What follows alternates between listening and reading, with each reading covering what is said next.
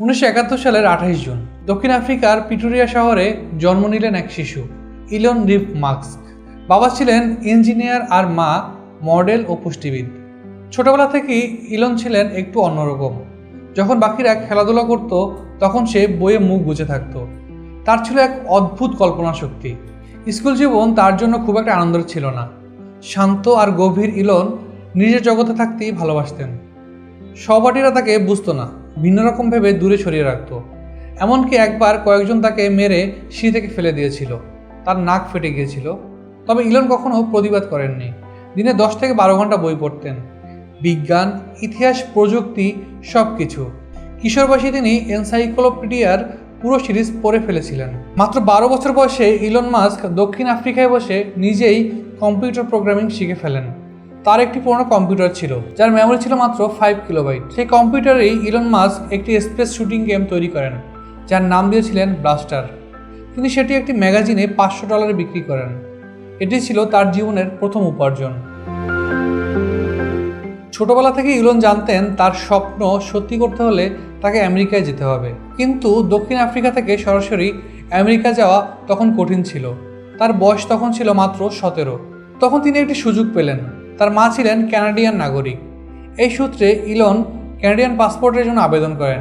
সব কাগজপত্র ঠিক করে অবশেষে তিনি কানাডিয়ান পাসপোর্ট পেয়ে যান। এরপর নিজের স্বপ্নের পিছনে ছুটে তিনি পাড়ি জমান কানাডায়। সেখানে কুইন্স ইউনিভার্সিটিতে ভর্তি হয়।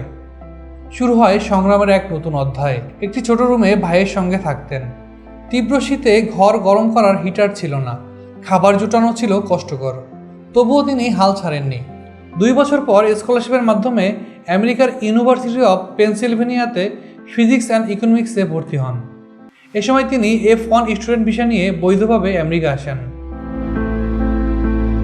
1995 সাল। ইন্টারনেট তখনও ঠিকমতো শুরু হয়নি। ইলন ও তার ভাই মিলে জিপটু নামের একটি সফটওয়্যার কোম্পানি তৈরি করেন যা ম্যাপ ও লোকাল বিজনেস ডিরেক্টর সার্ভিস দিত। শুরুর দিকে কেউ তাদের গুরুত্ব দেয়নি। তাদের নিজস্ব কোনো অফিস ছিল না। কোড লিখতেন একটি ছোট রুমে বসে, যেখানে রাতেও ঘুমাতেন। বছরের পর বছর কঠোর পরিশ্রমের পর কম্প্যাক্ট কোম্পানি তাদের জিপটু কোম্পানি কিনে নেয় $307 মিলিয়ন। ইলনের হাতে আসে প্রথম $1 মিলিয়ন। জিপটু বিক্রি করে কিছু টাকা হাতে আসার পর ইলন মাস্ক একটি বড় আইডিয়া নিয়ে কাজ শুরু করলেন। 1999 সালে তিনি একটি অনলাইন ব্যাংকিং কোম্পানি শুরু করেন যার নাম ছিল X.com। তখন অনলাইনে টাকা লেনদেন করার ধারণা অনেকের কাছেই অদ্ভুত লাগতো। মানুষ ভাবতো ব্যাংকে না গিয়ে কেউ টাকা পাঠাবে, এটা কি নিরাপদ? কিন্তু ইলনের বিশ্বাস ছিল একদিন মানুষ মোবাইল বা কম্পিউটার দিয়েই টাকা পাঠানো এবং নেওয়ার কাজ করবে। সেই বিশ্বাস থেকেই X.com এর যাত্রা শুরু। পরবর্তীতে X.com আরেকটি অনলাইন লেনদেন প্ল্যাটফর্মের সাথে যুক্ত হন যার নাম ছিল কনফিনিটি। এই কোম্পানি তখন পেপাল নামে একটি পেমেন্ট সিস্টেম তৈরি করেন। দুটি কোম্পানি এক হয়ে গেলে ইলন মাস্ক সিইও হিসাবে কাজ চালিয়ে যেতে থাকেন। তবে কিছু ব্যবস্থাগত দ্বন্দ্ব এবং ভিন্নমতের কারণে ইলন পরে সিইও পদ থেকে সরে আসেন।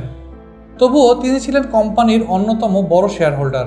2002 সালে বিশ্ববিখ্যাত ই কমার্স কোম্পানি ইবে পেপালের দ্রুত জনপ্রিয়তা দেখে পুরো কোম্পানিটি $1.5 বিলিয়ন কিনে নেয়।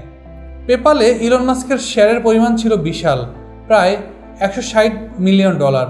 এটি ছিল ইলনের দ্বিতীয় বড় সফলতা। 2002 সালে পেপাল বিক্রি করে ইলন মাস্ক হাতে পেয়েছিলেন প্রায় $160 মিলিয়ন। অনেকেই হয়তো এই টাকা দিয়ে সারা জীবন আরাম করে কাটিয়ে দিত, কিন্তু ইলনের লক্ষ্য ছিল মহাকাশ। তিনি ভেবেছিলেন মানুষকে শুধু পৃথিবীতে বেঁধে রাখা হয়েছে কেন, আমরা কি মঙ্গল গ্রহে বসতি করতে পারি না? এই ভাবনা থেকে জন্ম নেয় একটি নতুন প্রতিষ্ঠান SpaceX, যার পুরো নাম space exploration technologies corporation. Elon নিজেই সব পুঁজি ঢেলে দিলেন কোম্পানিতে। সেই সময় নাসা বা অন্য কোনো বড় সংস্থা তাকে সহায়তা করেননি। তার স্বপ্ন দেখে সবাই হেসেছিলেন। একজন সফটওয়্যার ইঞ্জিনিয়ার রকেট বানাবে, এটা কি সিনেমা নাকি? তবুও ইলন এগিয়ে গেলেন। কিন্তু পরপর 3টি রকেট উৎক্ষেপণ ব্যর্থ হয়। প্রথম রকেট পুরোই ধ্বংস, দ্বিতীয় রকেট সঠিক কক্ষপথে যেতে ব্যর্থ, তৃতীয় রকেট মাঝপথেই ভেঙে পড়ে। আগুনে পড়ছিল শুধু রকেট নয়, ইলনের জীবনও। প্রতিটা ব্যর্থতার পিছনে ছিল কোটি কোটি ডলার। সবাই বলছিল এটা পাগলামি। SpaceX-এর পাশাপাশি 2004 সালে ইলন বিনিয়োগ করেন টেসলা মোটরসে, যার অন্যতম লক্ষ্য ছিল বৈদ্যুতিক গাড়ি বানানো। তখন বৈদ্যুতিক গাড়ি মানেই ছিল হাস্যকর বিষয়। তো ইলন জানতেন ভবিষ্যৎ এখানেই। শুরুতে টেসলার গাড়ি নিয়ে অনেকে ব্যঙ্গ করত, বিনিয়োগকারীও আসতো না। প্রতিটা ব্যর্থতার পিছনে ছিল কোটি কোটি ডলার। একটা সময় এসে ইলনের সব টাকা শেষ হয়ে গেলে তিনি বলেছিলেন, আমার কাছে আর কোনো টাকা নেই, আমি টেসলা বাঁচাবো নাকি স্পেস এক্স, দুটির একটাকে বেছে নিতে হবে। তবে এবারও তিনি হাল ছাড়লেন না, নিজের সর্বশেষ টাকাটুকু ভাগ করে দুটি কোম্পানিতেই ঢেলে দিলেন। 2008 সালের শেষের দিকে ইলনের হাতে ছিল মাত্র একটি রকেট উৎক্ষেপণের budget.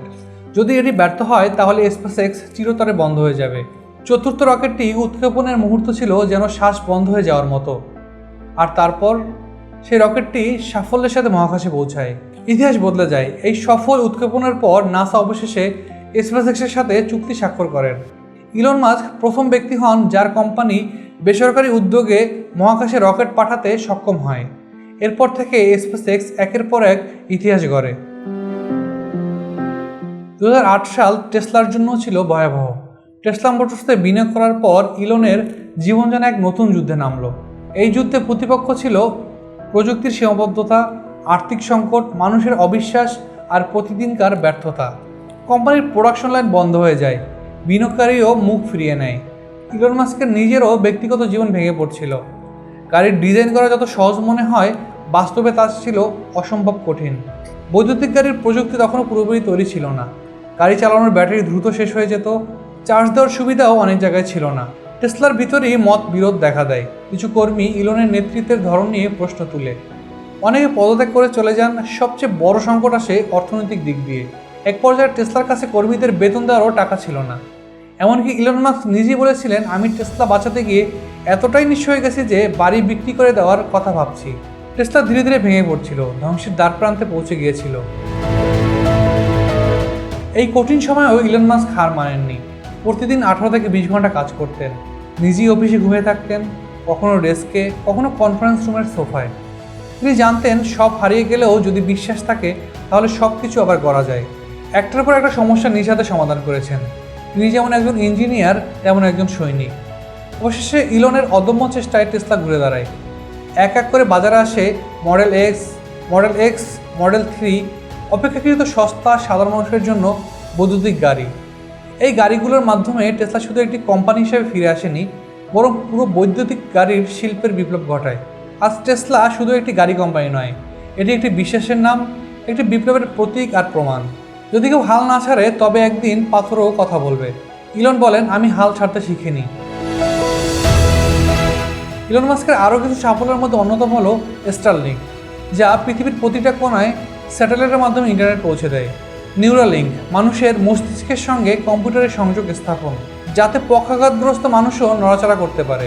The boring company, traffic সমস্যা সমাধানে আন্ডারগ্রাউন্ড টানেল বানানো। 2021 সালে ইলন মাস্ক হন বিশ্বের সবচেয়ে ধনী ব্যক্তি। টাইম ম্যাগাজিন তাকে পার্সন অফ দ্য ইয়ার ঘোষণা করেন। তবে এই সাফল্যের পিছনে ছিল দিনের পর দিন ব্যর্থতা, অশ্রু, সংগ্রাম আর অদম্য ইচ্ছাশক্তি।